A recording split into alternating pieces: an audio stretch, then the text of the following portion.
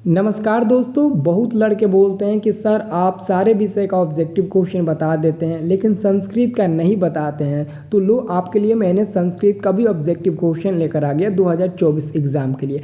मैं इस वीडियो में आपको जितना बता रहा हूँ ना, अगर उतना आप याद कर लेते हैं और आपको याद हो जाता है, भगवान करे कि आपको याद हो जाए, तो आप 15 नंबर यहाँ से फंसा लेंगे। यानी कि एक वीडियो से 15 नंबर आप ऑब्जेक्टिव फंसा लेंगे, ठीक है ना। तो वीडियो को लास्ट तक देखना, सारा ऑब्जेक्टिव याद कर लेना और अगर अच्छा लगे तो वीडियो को लाइक कर देना, ठीक है ना। तो देखो आपका पहला नंबर क्वेश्चन है कि भारत महिमा पाठ का प्रथम पद किस पुराण से संकलित है।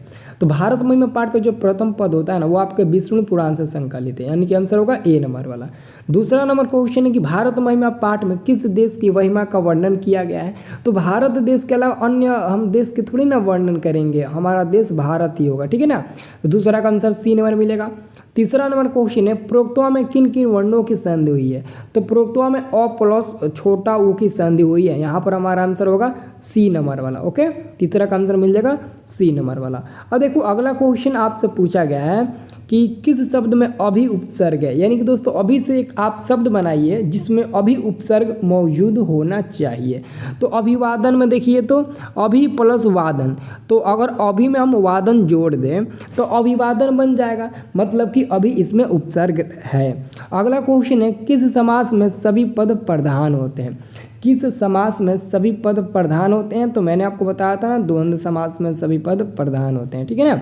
अगला क्वेश्चन आपका क्या है, शास्त्र कुशला का विग्रह क्या होगा। शास्त्रार्थ कुशला का विग्रह आपसे पूछा जा रहा है, तो शास्त्रार्थ कुशला ऑप्शन नंबर होगा बी नंबर वाला, ठीक है। अगला देखिए, अगला क्वेश्चन है शैशव संस्कार शैशव संस्कार नहीं है ना, शैशवावस्था के संस्कार कितने होते हैं। हाँ जी ठीक है, शैशवावस्था के संस्कार कितने होते हैं। देखिए जो मानव जीवन में मुख्य रूप से 16 संस्कार पाए जाते हैं, लेकिन ज़्यादा हो गया था तो उन 16 संस्कारों को 5 भागों में बांट दिया गया है, जिसमें से शैशव संस्कार एक है, तो ये 6 होते हैं, और शिक्षा से संबंधित 5 होते हैं, तो बन गया 11। और एक 3 होता है जन्म से पूर्व, तो 11 3 14 हो गया। एक मृत्यु के समय और एक मृत्यु के बाद, तो आपका 16 हो ही गया, और 5 भाग भी हो गया उसका, तो हमारा आंसर मिलेगा इसका 6 नंबर। अगला क्वेश्चन है पुंसवन संस्कार कब होता है। पुंसवन संस्कार कब होता है। तो यह दोस्तों जन्म के पहले हो जाता है, क्योंकि जन्म के पहले 3 संस्कार होता है, उसी में से वो एक है। अगला क्वेश्चन अपनी उन्नति चाहने वालों को कितने दोषों का त्याग देना चाहिए। कितने दोषों का त्याग देना चाहिए। अपनी उन्नति को चाहने वालों को कितने दोषों को त्याग देना चाहिए। 6 दोषों को त्याग देना चाहिए। कितने, तो 6, ठीक है ना। अगला क्वेश्चन है घर की शोभा कौन है। देखिए अगला क्वेश्चन क्या है, अगला 10 नंबर क्वेश्चन है कि घर की शोभा कौन है। देखिए घर की जो शोभा होती है ना, वो औरतें ही होती है। औरतें यानी कि स्त्री होती है, ठीक है ना। अगर स्त्री घर में ना रहे तो घर की शोभा ही नहीं देगा। अगला क्वेश्चन है न्यूनाधिकम में कौन सा संधि है। न्यूनाधिकम में कौन सा संधि, ये तो बहुत सिंपल सा है, स्वर संधि है। क्या है, तो इसमें स्वर संधि है। अगला आपका क्वेश्चन है त्वरेकः का सही विच्छेद क्या होगा। त्वरेकः का सही विच्छेद क्या होगा, तो हो जाएगा तुयो प्लस एक, ऑप्शन नंबर बी होगा। समाज की गाड़ी कैसे चलती है। समाज की जो गाड़ी होती है वो कैसे चलती है। तो देखो समाज की जो गाड़ी होती है वो स्त्री और पुरुष दोनों के माध्यम से चलती है। अगर स्त्री केवल स्त्री से नहीं चलेगा, स्त्री और पुरुष दोनों से नहीं, स्त्री और पुरुष नहीं, स्त्री और नारियों से, पुरुष और नारी, वही स्त्री और पुरुष दोनों, समझ रहे हो ना, नारियों यानी कि स्त्री और पुरुष दोनों, ठीक है ना। तो याद रखना। अगला क्वेश्चन है मैत्रेयी कौन थी। मैत्रेयी कौन थी दोस्तों, तो यहाँ पर हमारा 14 का आंसर मिलेगा, ऑप्शन नंबर क्या मिलेगा, याज्ञवल्क्य की पत्नी थी, ठीक है ना। अगला क्वेश्चन अलसाला में है आग किसने लगाई थी। तो अलसाला में ना अलसाला के कर्मचारियों ने अलसाला में आग लगाई थी उनकी परीक्षा लेने के लिए, तो हमारा आंसर मिलेगा अलसाला के कर्मचारियों ने आग लगाई थी। अगला क्वेश्चन है हमारा 16 नंबर। ये क्वेश्चन है कि अलसकता पाठ में अहो कथयम कोलाहला किसकी उक्ति है। यह किसकी उक्ति है, यानी कि दोस्तों 4 आलसी में से किसने यह बात बोला था। तो दोस्तों 4 आलसी में से पहले आलसी नहीं बोला था कि अरे इस घर में कैसा हल्ला हो रहा है, यही बात बोला था ना, तो उसी को संस्कृत में यहाँ पर बना दिया है। अगला क्वेश्चन, अ प्लस ई के मेल से कौन सा शब्द बनेगा। देखो अ प्लस ई के मेल से ना छोटा ए बनेगा, छोटा ए बनेगा, ये बड़ा ए हो गया, ये छोटा ए हो गया, ठीक है ना। अ प्लस बड़ी ई से बड़ा ए बनेगा, लेकिन अ प्लस ई से छोटा ए बनेगा, ओके। अब देखिए अगला क्वेश्चन है, उन्नति शब्द में कौन सा उपसर्ग। उन्नति, देखो उन्नति में कौन सा उपसर्ग है, उपसर्ग पूछा गया, प्रत्यय नहीं बल्कि उपसर्ग, तो उत होगा, उ आधा त होगा, ठीक है ना। अब देखिए अगला क्वेश्चन, ये तो हो गया। अगला क्वेश्चन 19 नंबर, ये प्रश्न है कि लंब उदरम यस्य स का समस्त पद क्या होगा। तो लंबोदर होगा ना, क्या होगा, लंबोदर हो जाएगा ना, ऑप्शन नंबर डी, क्या हो जाएगा, लंबोदर हो जाएगा, ठीक है ना। लंब उदरम यस्य स का समस्त पद क्या हो जाएगा, तो लंबोदरा हो जाएगा, ठीक है ना। अब देखिए अगला क्वेश्चन, अगला क्वेश्चन 20 नंबर, ये प्रश्न है कि प्रति के युग से कौन, प्रति के युग में कौन विभक्ति है, प्रति के युग में कौन सी विभक्ति है। तो इसमें ध्यान से देखोगे ना तो आपके द्वितीय विभक्ति पाई जाएगी। ऋषिभी में कौन सी विभक्ति है, तो 21 का आंसर मिलेगा बी नंबर, तृतीय विभक्ति। वध किस लकार का रूप है, तो दोस्तों वध जो होता है ना, वध वो आपका लोट लकार का रूप होता है, किसका, तो लोट लकार का। पटना शब्द किस शब्द से बना है, पटना शब्द आपको पता है ना, बहुत इजी क्वेश्चन है, पटन देवी के नाम से, क्योंकि आज भी वहाँ के पटन देवी के नाम से हम लोग पूछते हैं, ठीक है ना। तो पटना पटन के नाम, पतन पतन पटन नहीं बल्कि पतन, पतन देख लो, यहाँ पर पटन देवी अलग है और पतन अलग है, तो पतन हमारा आंसर होगा। अगला क्वेश्चन देख सकते हैं 24 नंबर, ये क्वेश्चन है कि गुरु गोविंद सिंह किस धर्म के गुरु थे। सिख संप्रदाय के ये 10वें गुरु गोविंद सिंह थे। इनका जन्म बिहार की राजधानी पटना में ही हुआ था और ये सिख संप्रदाय के 10वें गुरु थे। अगला क्वेश्चन, अयम किस शब्द का रूप है, अयम किस शब्द का रूप होता है, तो इदम का होता है, ठीक है ना।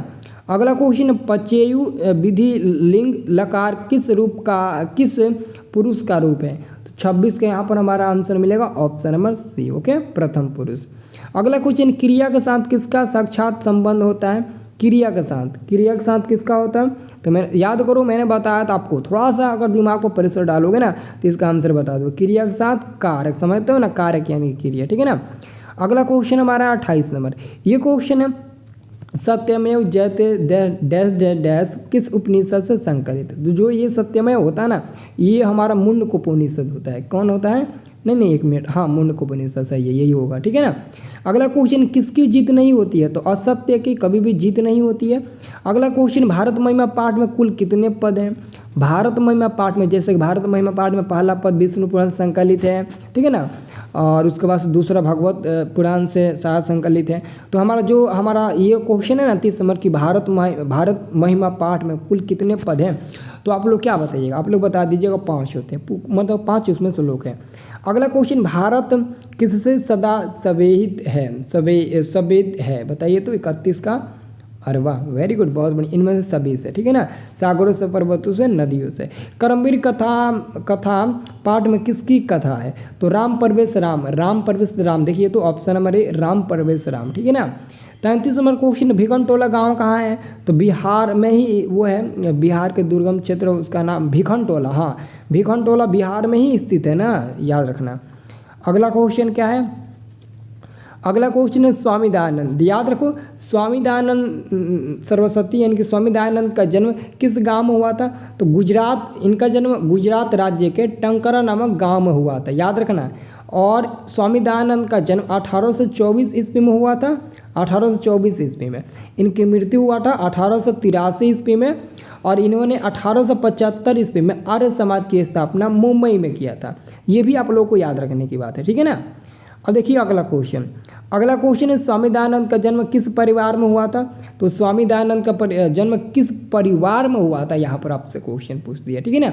तो आप लोग बताना कर्मकांडी परिवार में हुआ था, क्योंकि स्वामी दयानंद के बचपन का नाम था मूल शंकर, और उनके माता पिता या फिर उनके पूरे परिवार भगवान शिव के भक्त थे, इसलिए हमारा होगा कर्मकांडी। अगला क्वेश्चन, अयम जटाभि तसाह प्रतीयते